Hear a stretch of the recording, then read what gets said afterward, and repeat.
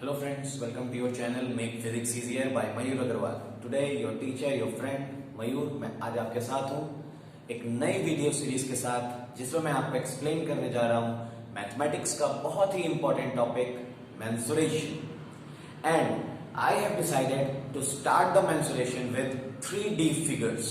3D figures basically cylinder, cone, sphere, cube and cuboid.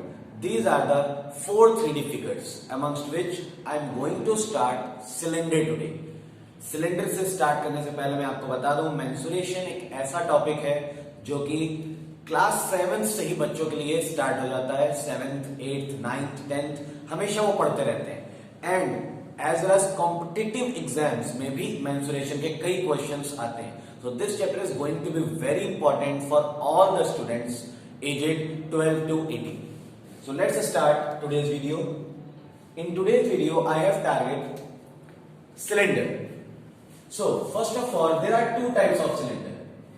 The first type of cylinder is solid cylinder, and second type of cylinder will be hollow cylinder.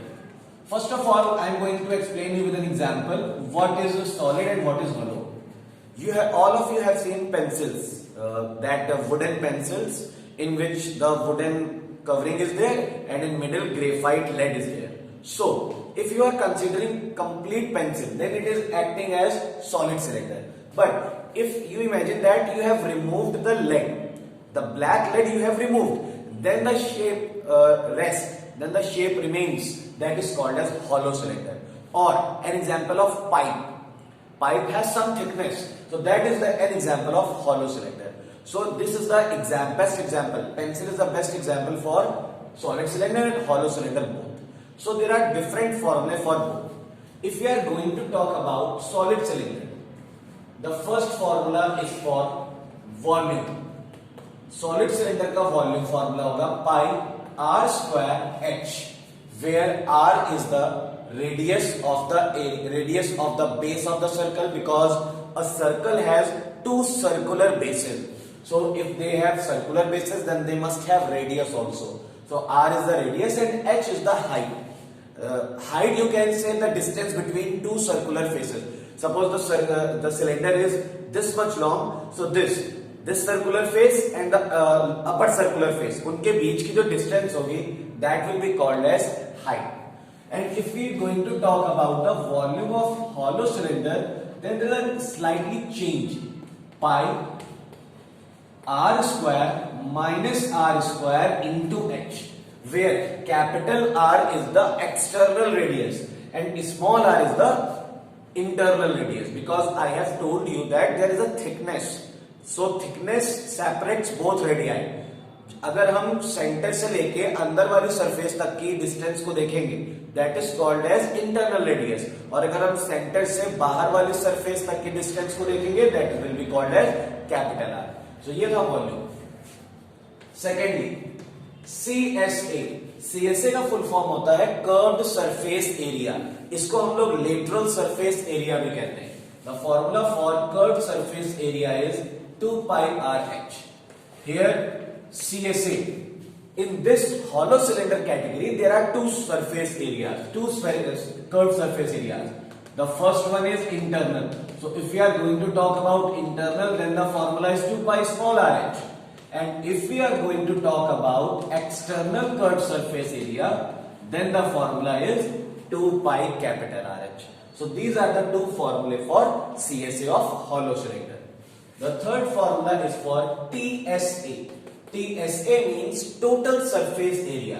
So total surface area of solid cylinder is 2 pi RH plus 2 pi R square. इसको हम लोग इस तरह से समझ सकते हैं. Total surface area का मतलब हुआ जो सिलेंडर की कर्व सरफेस होती है वो, जिसका एरिया 2 pi RH है, प्लस ऊपर और नीचे जो दो सर्कुलर एंड्स हैं उनका, और एक सर्कुलर एंड का एरिया होता है पाई आर स्क्वायर. तो दो का कितना हो गया? 2 pi r square. That is why 2 pi RH plus 2 pi r square.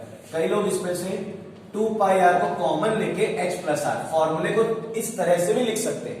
आप इस तरह से भी यूज कर सकते हो और इस तरह से भी. But if we going to talk about TSA of hollow cylinder, तब इसका एरिया थोड़ा सा लेंथी हो जाता है. क्या होता है? 2 pi capital r h plus 2 pi small r h plus 2 pi capital r square minus small r square.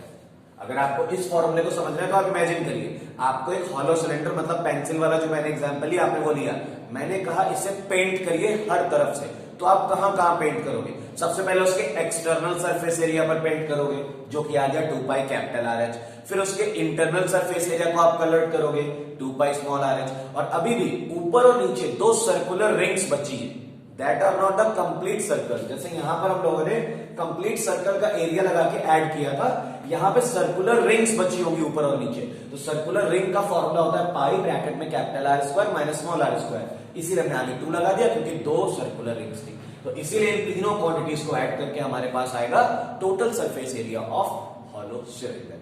तो ये थे हमारे फॉर्मूले जो कि आपको यूटिलाइज करने पड़ेंगे। एंड एज वेल एज मैं आपको बता दूं बेटा, क्वेश्चंस पढ़ते समय कई बार ऐसा होता है कि जैसे मान लीजिए हमें एक ओपन बॉक्स बनाना है, एक सिलेंड्रिकल ओपन बॉक्स बनाना है, देन हम इनमें से कोई फॉर्मूला नहीं लगा सकते। क्यों? बिकॉज हमने यहाँ पे या तो दो सरफेसेस वाला लिया है, ये फॉर्मूला जब तब लगेगा जब सर्कुलर फेस ही नहीं होगी, ये तब लगेगा जब दोनों सर्कुलर फेसेस होंगी।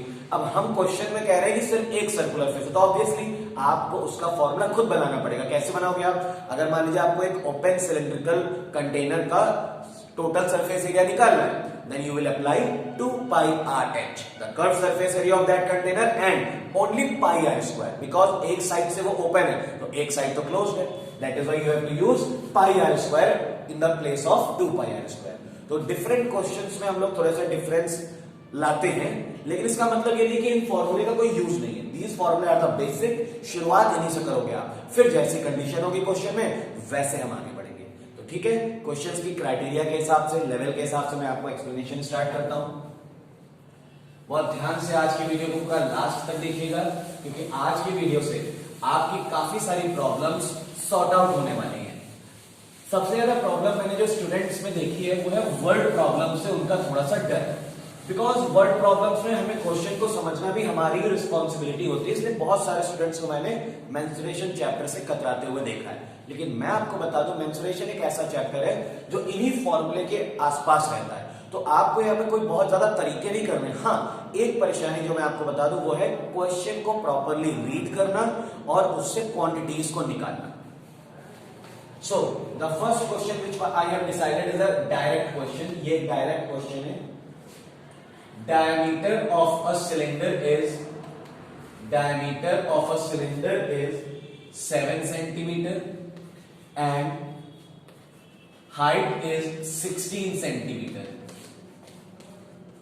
We have to find part 1 lateral surface area, part 2 total surface area, and part 3 volume.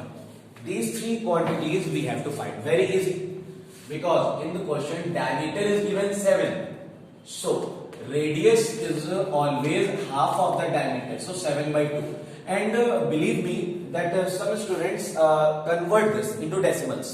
That is not convenient in this chapter. बहुत सारे प्लेसेस पर हम अगर फ्रैक्शन लेकर चलेंगे तो ज्यादा कन्वीनियंट रहेगा। उसका रीजन मैं आपको बता दूं, क्योंकि अगर आप यहां पर देख रहे हो कोई भी 7 का मल्टीपल है, तो जब हम फॉर्मूला कोई भी लगाएं, चाहे वो वॉल्यूम का फॉर्मूला हो या टोटल सरफेस एरिया का या लेटरल सरफेस एरिया का, हर जगह पाई जरूर आता है, और पाई की वैल्यू होती है 22/7। तो अगर न्यूमरेटर में कोई 7 का मल्टीपल है या 7 है, तो हमारे लिए फ्रैक्शन में रखना ज्यादा इजी रहेगा। तो the first part, lateral surface area, formula is 2 pi RH. So 2 into 22/7 into 7 by 2 into 16. So 7 will be cancelled and 2 will be cancelled. Okay, so the remaining things are 22 into 16. 16 2 ja 32, 3 carry. 16 2 ja 32 and 3 35. 352 centimeter square. That is the first part. Second part, total surface area. Formula 2 pi RH plus 2 pi R square.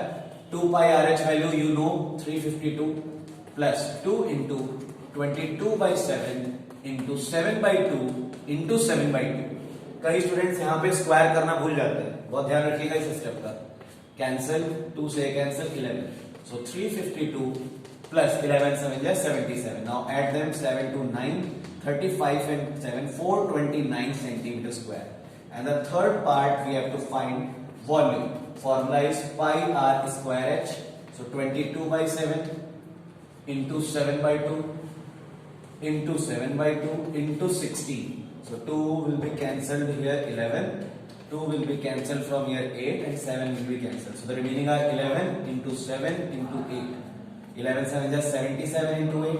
8 7 is 56. 5 carry. 8 7 is 56 and 5 61. So 616 centimeter cube. So these are the three answers. This is curved surface area or lateral surface area. This is total surface area, and this is volume. So these are the type 1 questions in which values are given only. You have to place them in the formula. Okay.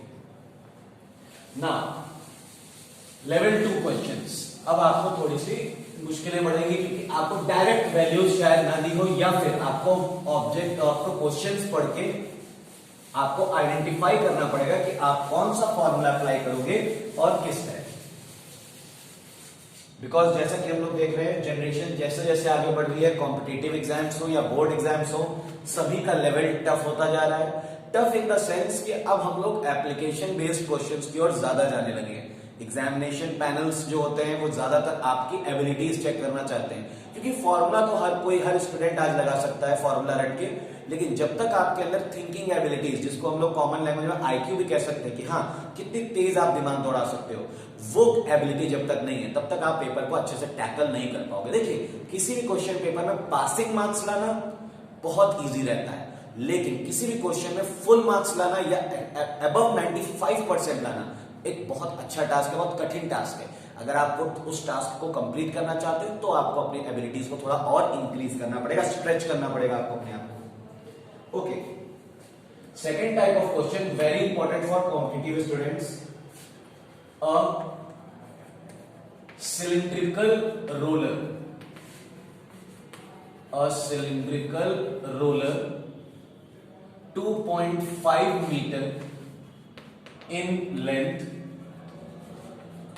2.5 meter in length, 1.75 meter in radius, that is the second value given, when rolled on a road, when rolled on a road, was found to cover an area of 5500 centimeter square. How many revolutions